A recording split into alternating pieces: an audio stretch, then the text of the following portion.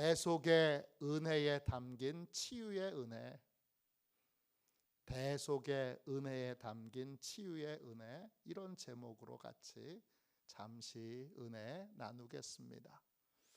추석 명절은 잘 보내셨지요? 네, 너무 힘들어서 막 싸우진 않으셨어요? 이번 추석 명절에 가족들 만나서 좋은 위로와 격려와 축복의 시간이 된 줄로 믿습니다. 저희도 가정 예배 드리고, 그리고 이번엔 정말 감동을 주셔서 저희 장모님부터 저희 아들, 저희 딸 이렇게 손을 얹고 함께 기도하는데 우리 장모님이 너무 은혜를 받으셨어요. 참 좋은 시간이구나. 중보기도를 많이 하시는 장모님도 격려가 필요하시구나. 그런 감동을 받았고 너무너무 좋은 시간을 보냈습니다. 기도해 주신 모든 분들께 감사드립니다. 누가복음에서 만나는 기적 7번째 시간입니다. 오늘 예수님이 말씀을 전하고 계시는데 그 자리에 유대 각 지역에서 살고 있던 바리새인들, 율법학자들이 다 모여 있어요. 부담스러운 설교의 자리예요. 이 사람들은 눈을 크게 뜨고 예수님이 뭐 잘못된 말 하는 거 없나? 혹 고발할 만한 내용이 없나? 눈을 크게 뜨고 이렇게 쳐다보고 있는 거예요. 마치 그런 거죠. 신학대학교 교수님이나 또는 오랫동안 목회를 한 원로 목사님들이 약점이 없나? 그리고 막 눈을 크게 뜨고 젊은 목회자가 설교하는데 와 있는 것과 같은 거예요. 그 자리에 사람들이 중풍병자를 데리고 오는데 이 바리새인과 또 율법학자들이 워낙 많이 와 있으니까 안 그래도 사람이 많은데 더 많은 거예요. 입구부터 사람이 미어 터져 나가도록 가득 차 있는 거예요. 스펄전 목사님이 섬기시던 교회는 큰 부흥이 있었는데 그 부흥의 중요한 비결 중에 하나가 성도들이 매일 지하의 기도실에서 하나님 예배 드릴 때마다 우리 교회 성도들이 미어 터지게 오게 해주세요. 그렇게 기도했다고 해요. 지금 미어 터지게 사람들이 오니까 아예 들어오지를 못하는 거예요. 그러니까 지붕을 뜯고, 지난주에 지붕을 어떻게 뜯는지 설명드렸어요. 지붕을 뜯고 중풍병자를 달아내립니다. 그때 그 중풍병자가 내려오는 걸 보고 주님이 중풍병자와 중풍병자를 데리고 온 사람에게 믿음이 있는 것을 확인하십니다. 오늘 말씀 20절 보세요. 예수께서 그들의 믿음을 보시고 이르시되 이 사람아 내 죄사함을 받았느니라 하시니, 이들에게 주님이 발견하신 믿음은 어떤 믿음입니까? 이들에게 사연이 좀 있는데 헬라어 원어로 이 말씀을 꼼꼼히 읽고 묵상해 보면 중풍병자를 데리고 온 사람들은 이미 예수님이 설교하시는 자리에 먼저 와서 설교 말씀을 듣던 사람들이에요. 그리고 그들은 설교 말씀을 듣다가 중풍병자가 떠올랐어요. 그 중풍병자를 지금 이 시간에 데리고 오면 주님이 고쳐주시겠다는 성령의 감동을 받고 사랑의 마음으로 지금 좋은 자리 나타나서 설교 말씀을 듣고 있는데 그 좋은 자리를 다른 분에게 양보하고, 그리고 치유의 기회를 잃어버리지 않기 위해 중풍병자를 사랑의 마음으로 찾아갑니다. 중풍병자를 데리고 오는 일이 쉽지 않죠.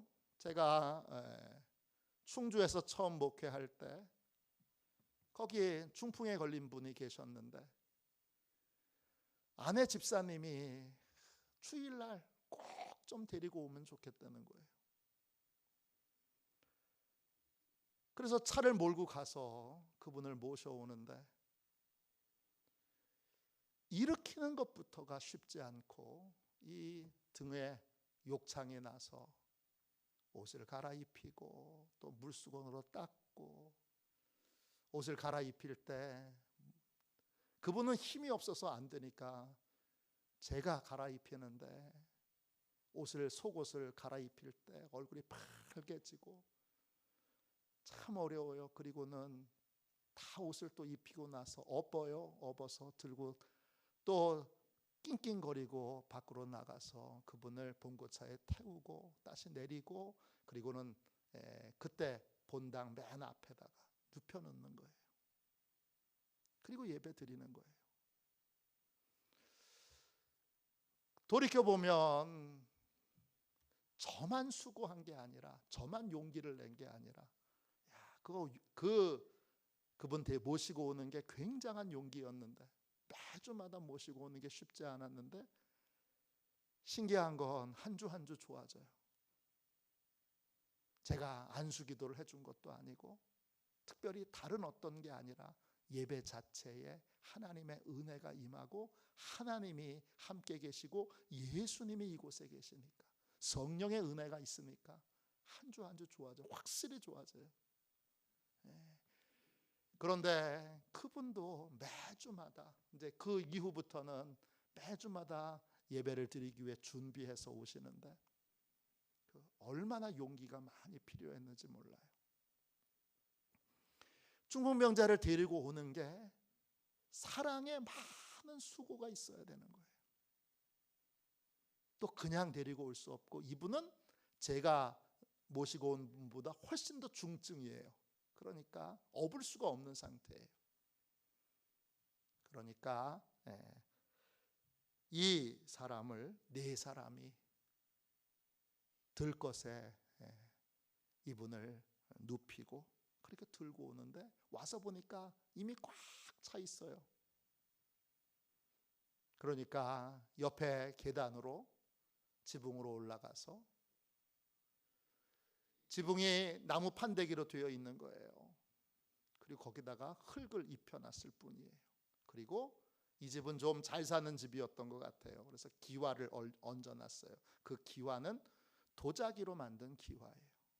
그 기와를 조금 걷어내고 널판지를, 흙을 좀 또 덜어내고 널판지를 두세 장 정도 이렇게 옮겨 놓으면 지붕이 열리는 거예요. 그 지붕으로 이 중풍병자를 쭉 내립니다. 이 모든 일들이 다 어디서부터 시작된 거예요? 말씀을 듣고 나서 한 거예요. 이 모든 말씀을 듣고 행한 이 일은 결국 사랑으로 역사하는 믿음으로 이 일들을 하게 된 거예요. 중풍병자를 데리고 온 사람들은 말씀을 듣다가 성령의 감동을 받고, 이 중풍병자가 떠올라 지금이 아니면 안 되니까 달려간 거고, 많은 수고와 희생으로 이 중풍병자를 데리고 온 거예요. 그래서 예수님이 그들에게서 발견한 믿음은 뭐냐? 사랑으로 역사하는 믿음이에요. 아무 조건 없이. 중풍병자가 병이 나았다고 이 중풍병자를 데리고 온 사람에게 무슨 유익이 있는 게 아니잖아요. 오직 성령님이 말씀하시는 대로, 예수님이 말씀을 통해서 감동을 주신 대로 이들을 데리고 오게 됩니다. 갈라디아서 5장 5절 6절이에요. 우리가 성령으로 믿음을 따라 의의 소망을 기다리노니 그리스도 예수 안에서는 할례나 무할례나 효력이 없으되 사랑으로서 역사하는 믿음뿐이니라. 예수님이 이 중풍병자와 중풍병자를 데리고 온 사람들에게서 본 것은 사랑으로 역사하는 믿음이에요. 이때 사랑은 자기의 유익을 구하지 않는 거예요. 정말 그분을 사랑해서 하는 거예요. 사랑해서 믿음으로 순종하여 행하는 거예요. 그 중풍병자와 중풍병자 데려온 사람들 안에 사랑이 있는 것을, 또 믿음이 있는 것을 보시고 주님이 이렇게 말씀하세요. 다시 누가복음 5장 20절 말씀을 다시 보겠습니다. 예수께서 그들의 믿음을 보시고 이르시되 이 사람아 내 죄 사함을 받았느니라 하시니. 중풍병자가 원한 건 병 고침 받는 거예요. 중풍병자를 데리고 온 사람들이 원했던 것도 병 고침 받는 거예요. 그런데 주님은 내 병이 나았다 이렇게 선포하실 때도 있는데 이 자리에서는 그렇게 선포하지 않으시고 뭐라고 선포하세요? 죄 사함을 받았다 이렇게 선포하세요. 원어 성경으로 보면 죄가 너에게서 떠났다 이런 뜻이에요. 죄가 너에게서 떠났다. 왜 이렇게 선포하셨죠? 병 고침 받는 것과 죄 사함 받는 것은 깊은 연관이 있기 때문입니다. 죄 사함 받는 것과 병 고침 받는 것은 전혀 상관이 없는 것처럼 보여지지만 실제로 연결되어 있습니다. 오늘은 이 죄 사함 받는 것과 또 병 고침 받는 것이 어떻게 연결되어 있는지를 함께 말씀을 통하여 배우고 우리도 죄 사함을 받는 것의 중요성을 깨달아 늘 병 고침 받고 건강한 복된 삶을 사시기를 주님의 이름으로 축원합니다. 병은요 죄에서부터 시작됩니다.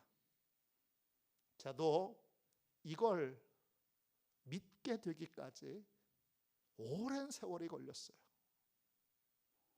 병이 죄에서 시작된다고 이것에 대하여 저도 제 마음에 얼마나 큰 저항감이 있었는지 몰라요.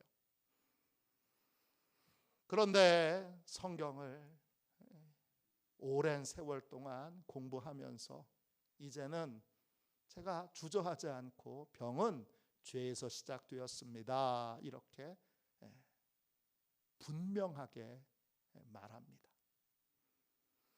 하나님이 인간을 창조하시고 나서 인간에게 청지기 직분을 맡기세요.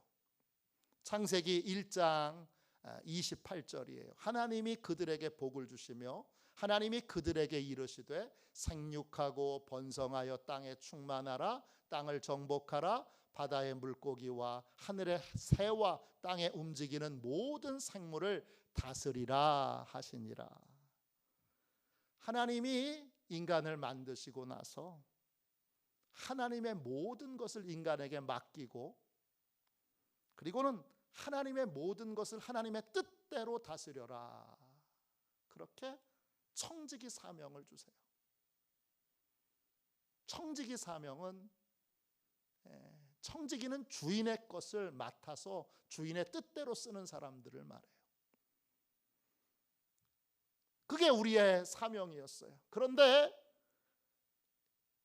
인간이 마귀의 유혹에 넘어가서 하나님의 것을 내 것처럼 도둑질하기 시작합니다. 그게 죄예요. 마귀는 하나님이 금하신 선악을 알게 하는 나무의 열매를 따먹도록 하와를 유혹합니다. 창세기 3장 4절 5절이죠. 뱀이 여자에게 이르되 너희가 결코 죽지 아니하리라. 너희가 그것을 먹는 날에는 너희 눈이 밝아져 하나님과 같이 되어 선악을 알 줄을 하나님이 아심이니라. 마귀는 선악을 알게 하는 나무의 열매를 먹으면 너 하나님같이 될 거야. 그렇게 유혹합니다. 그게 무슨 뜻이죠? 이제 하나님의 것을 네 마음대로 쓸 수 있게 될 거야. 그런 뜻이에요. 다른 말로 하나님의 것을 도둑질해도 돼. 이렇게 유혹을 하는 겁니다. 그래서 하와가 선악을 알게 하는 나무의 열매를 따먹습니다. 그러자 마귀의 유혹처럼 스스로 선악을 판단하게 됐습니다. 선악을 알게 하는 나무의 열매를 따먹기 전에는 어떻게 됐죠? 선악의 기준이 하나님께 있습니다. 그러니까 모든 것을 판단할 때 하나님께 가서 묻고 듣고 순종하는 삶을 살았습니다. 하나님, 이건 뭐가 옳은 거예요? 하나님, 이건 뭐가 틀린 거예요? 옳고 그름을 항상 하나님께 묻는 삶을 살았습니다. 그런데 선악을 알게 하는 나무의 열매를 따먹고 나서는 선악의 기준이 자기한테 있고 자기 마음대로 판단하고 자기 마음대로 결정하게 됐어요. 선악을 알게 하는 나무의 열매를 따먹고 나서는 청지기의 사명을 다 잃어버리고 자기 마음대로 하나님이 주신 모든 것들을 자기 마음대로 판단하고 자기 마음대로 사용하게 됐습니다. 이게 도둑질이에요. 이게 인간의 죄의 본질입니다. 인간이 청지기의 사명을 버리고 도둑질을 하게 되자 하나님이 인간을 도우실 수가 없어요. 왜요? 그러면 하나님이 도둑질을 돕게 되는 거니까 도우실 수가 없어요. 그러니까 마귀가 인간이 죄를 저지른 이후로는 인간을 지배하게 됩니다. 인간을 지배하게 되면서 마귀가 이제 하나님이 인간에게 세상을 청지기로 다스리라고 하는 그 세상을 인간을 대신해서 마귀가 세상을 다스리게 됩니다. 한마디로 마귀가 뭐가 된 거예요? 세상의 왕이 된 것입니다. 고린도후서 4장 4절입니다. 그 중에 이 세상의 신이 믿지 아니하는 자들의 마음을 혼미하게 하여 그리스도의 영광의 복음의 광채가 비치지 못하게 함이니 그리스도는 하나님의 형상이니라. 인간 대신에 이제 마귀가 세상의 왕이 되어서 인간을 지배하게 됩니다. 그러면서 이 땅에 뭐가 생기는 거예요? 이 땅에 전쟁이 생기고 온갖 고통이 생기고 기근이 생기고 그리고 병이 생겨나게 되는 것입니다. 병은 마귀가 인간을 눌러 괴롭히게 되면서 마귀가 괴롭히게 되면서 만들어지게 된 것이 바로 병입니다. 사도행전 10장 38절입니다. 하나님이 나사렛 예수에게 성령과 능력을 기름 붓듯 하셨음에 그가 두루 다니시며 선한 일을 행하시고 마귀에게 눌린 모든 사람을 고치셨으니 이는 하나님이 함께 하셨습니다. 병자를 고치셨다고 안 하시고 마귀에게 눌린 모든 사람을 고치셨다 그러셨어요. 눌렸다. 헬라말로 카타 두나스테 우오이죠. 카타 두나스테 우오. 완전히 제압당해서 꼼짝도 못하는 거예요. 병은 뭐냐? 마귀가 우리를 완전히 제압해서 우리를 학대하고 괴롭혀도 우리가 꼼짝 못하는 거예요. 그게 바로 병인 거예요. 이 병을 고치려면 마귀에게서 벗어나야 합니다. 마귀에서 어떻게 벗어날 수 있느냐? 마귀는 인간이 죄를 저지른 다음에 죄인이기 때문에 법적인 지배력에 대한 권리를 가지고 있어요. 이 억압에서 벗어날 수 있는 길은 하나예요. 뭐냐? 대속의 은혜를 입는 것뿐이에요. 여러분, 에베소서 1장 7절입니다. 우리는 그리스도 안에서 그의 은혜의 풍성함을 따라 그의 피로 말미암아 속량 곧 죄사함을 받았느니라. 속량, 헬라어로 아포트로시스예요. 아포루트로시스예요. 뜻이 뭐냐 하면 몸값을 지불하고 되찾아오는 거예요. 몸값을 지불하고 풀려나는 것, 이게 속량이에요. 죄의 싹은 사망이죠. 죄의 결과는 사망이에요. 그래서 예수님이 내 생명을 대신해서 자기의 생명을 십자가에 내어주심으로, 예수님이 생명값을 지불하심으로 우리가 마귀에게 눌려 종노릇하던 삶에서 해방이 되는 것, 자유를 얻게 되는 것, 이게 바로 속량입니다. 이 속량으로 말미암아 우리는 죄에서, 마귀에서 완전히 해방되어 자유를 얻게 되는 것입니다. 이것이 죄사함입니다. 하나님은요, 이 죄사함의 은혜 안에 우리가 누릴 수 있는 모든 복을 다 담아 놓으셨어요. 그 중에 하나가 바로 병고침 받는 것입니다. 에베소서 1장 3절입니다. 찬송하리로다 하나님 곧 우리 주 예수 그리스도의 아버지께서 그리스도 안에서 하늘에 속한 모든 신령한 복을 우리에게 주시되, 하늘에 속한 모든 신령한 복을 속량의 복에다가 담아 놓으셨어요.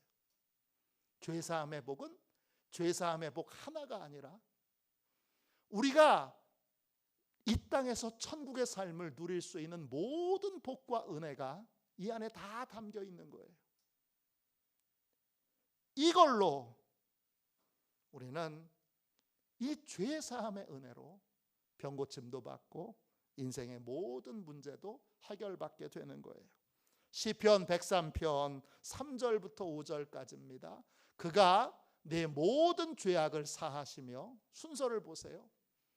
하나님이 내 모든 죄악을 사하시며 죄를 사하신 다음에 죄사함의 은혜가 오고 나서 그 다음에 내 모든 병을 고치시며 병고침의 은혜가 임하고 내 생명을 파멸해서 속량하시고 인자와 긍휼로 관을 씌우시며 죄사함의 은혜가 있고 나서 그 다음에 하나님의 긍휼을 입는, 하나님의 인자를 입는, 긍휼과 인자가 임하는 복이 임하게 되는 것입니다. 그리고 5절 보면 좋은 것으로 내 소원을 만족해 하사 내 청춘을 독수리같이 사롭게 하시는도다. 좋은 것을 주셔서 우리를 만족해 하시는 은혜도 죄사함의 은혜 다음에 오는 거예요.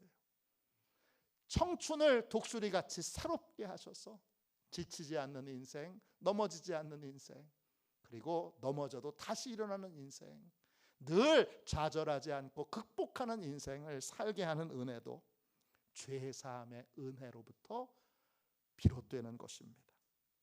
그러니까 병고침을 받으려면, 인생의 모든 문제를 해결하려면 반드시 죄사함을 얻는 회개의 기도가 있어야 합니다. 야고보서 5장 16절입니다.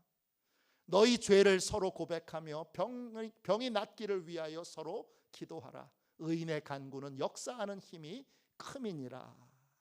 우리는 병 낫기를 위해서 기도할 때 반드시 회개의 기도를 드려야 됩니다. 뭘 회개해야 되죠? 주님이 주인이신데, 하나님이 주인이신데, 성령님이 주인이신데 내가 청지기의 삶을 살지 못하고 하나님의 것을 도둑질한 것에 대해서 회개해야 하는 것입니다. 내가 도둑질을 했다는 걸 인정하고 그걸 회개하는 겁니다. 내가 하나님의 것을 도둑질한 도둑놈입니다, 이렇게 고백하는 거예요. 뭘 도둑질했죠? 제일 먼저 물질에 도둑질을 했습니다. 돈이 다 하나님의 것인데 하나님의 뜻대로 돈을 쓰지 않았습니다. 이거 회개해야 합니다. 존 웨슬리도 모든 회개에서 가장 쉬운 회개, 그리고 가장 첫 번째 되는 회개, 가장 중요한 회개, 회개의 시작은 돈지갑의 회개라고 말했습니다. 물질에 도둑질을 한 거 회개해야 합니다. 그 다음엔요, 시간에 도둑질을 한 거 회개해야 됩니다. 시간을 내 마음대로 쓰는 거. 가난하기 때문에 돈은 없어서 돈은 내 마음대로 쓰지 않았지만 시간은 내 마음대로 쓴, 시간을 도둑질한 인생의 죄가 있습니다. 또요, 육체의 도둑질이 있죠. 눈, 하나님이 보라고 하는 건 안 보고 딴 거 보고, 귀, 하나님이 들으라고 하는 건 안 듣고 듣지 말라는 것만 듣고, 입, 하나님이 말하라고 하는 건 말하지 않고 엉뚱한 것만 말하고 독한 말만 쏟아내고 악한 말만 쏟아내고 저주의 말만 쏟아내고, 손, 사랑의 도구로 쓰라고 하셨는데 미움의 도구로, 다툼의 도구로, 정죄의 도구로 이 손을 썼던 거. 발, 사랑의 도구로 쓰라고 하나님이 주셨는데 이 발을 고통당하는 사람 외면하고 피해가고 도망치고, 그리고 욕망과 욕구와 이기적인 욕망을 위해서는 신속하게 움직이는 그러한 발로 썼던 것을 회개해야 하는 겁니다. 그 다음 영혼의 도둑질이 있죠. 하나님이 마땅히 생각해야 될 생각들이 있는데 그런 생각은 하지 않고 다른 생각을 하고, 하나님이 품어야 되는 사랑의 감정은 품지 않고 엉뚱한 감정, 미움과 증오와 탓하는 감정만 마음에 두고 사는 것. 또 하나님이 그 쓸데없는 사상이라고, 세상의 논리라고, 받아들이지 말라고, 거절하라고 하신 것들을 그냥 받아들여서 그 세상의 사상과 세상의 그 여러 논리와 이론을 쫓아, 그래서 복음은 제쳐놓고 세상의 일만 스승을 들고 살아가는 것, 이게 영혼의 도둑질인 거예요. 그리고 주님의 말씀에 내 감정, 내 생각, 내 입장을 고집했던 것, 이거를 회개해야 합니다. 한 번만 회개해야 되나요? 아니에요. 건강한 삶을 살기 위해서 우리는 예배마다, 기도마다 회개해야 합니다. 집에 돌아오면 제 아내가 말합니다. 여보, 손을 씻으세요. 집에 돌아오면 손을 씻듯이 우리는 회개의 시간을 가져야 합니다.